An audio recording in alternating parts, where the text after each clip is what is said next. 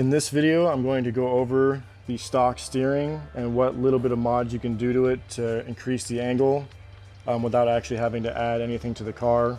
So something you can do right out of the box. The first thing you can do that's pretty simple is you got to cut off the little stoppers that are on the wheel hubs here. So, sorry, it's kind of hard to get a good angle here. So these little stoppers that are on the wheel hub, you can just snip those off, and then also get rid of this little ball joint up here on the top part. So when the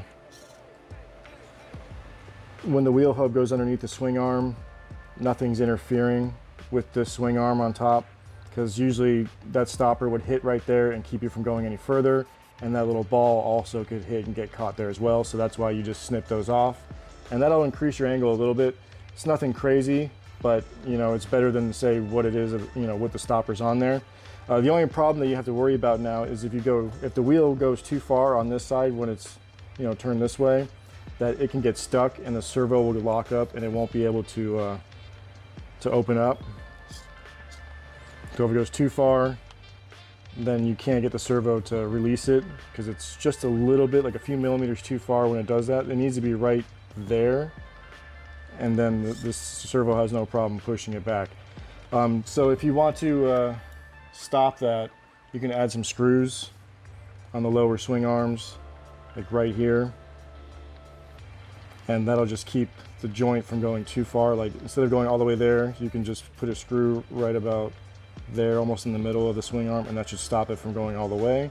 And that'll give you a little bit more steering angle than what you would have if you had those plastic stoppers in the way. It's not a lot, but it's better than nothing. Every little bit counts. So you could do that. I'm not going to put these screws in here because I'm going to leave the swing arms alone.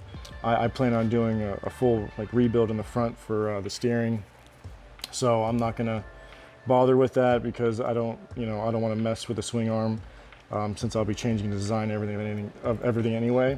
And also when I'm actually driving with these little pieces cut, it actually never gets stuck while I'm driving around.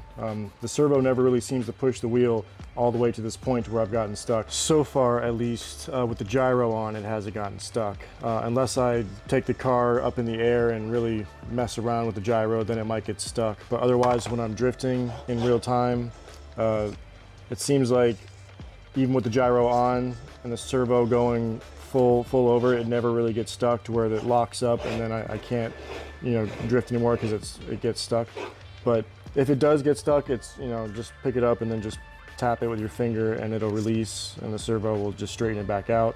And it shouldn't really stress out the servo too much. I do have a Metal Gear servo on here right now, so it doesn't phase this servo, but the plastic servo, the stock one, it might put a little bit more stress on that one, but honestly, I feel like that servo will be fine either way. Like, don't worry if it gets stuck or anything. It shouldn't really do any damage. It's not like it's good for it, but it won't break it, So it doesn't have enough range to really put that much stress to where it breaks the servo. And I ordered an extra set of these because I knew I was gonna be cutting these up, and then also, modding the front steering. So I'm probably gonna try to get 90-degree steering. We'll see how that goes. Just to have it. I mean, obviously you don't have to have 90-degree steering. It doesn't really make it that much better, but I just want to have the option to go 90, but I'll probably limit it to where it's like 80 degrees or whatnot. I just want to design it anyway, kind of like I did with my wltoys K969, where I got 90-degree steering out of that. I want to see if I can do the same thing with this one. But yeah, I bought an extra set of these just in case I screw these up when I'm doing these mods, and also if I don't like the way this is. But so far, I mean, this is working exactly as I expect, so there's really no reason to have to switch these back to the new ones to keep the little stoppers on there, because it limits my angle, and I like this angle the way it is right now when I'm drifting. But say you don't have an extra set of these laying around and you're not happy with whatever you did to this front set, you can always switch out the back set for the front, because it's the same exact hub. You can see it has a stopper right there on the bottom and the same ball on top and bottom. So it's the same exact thing as the front ones. It's just they're flipped over upside down.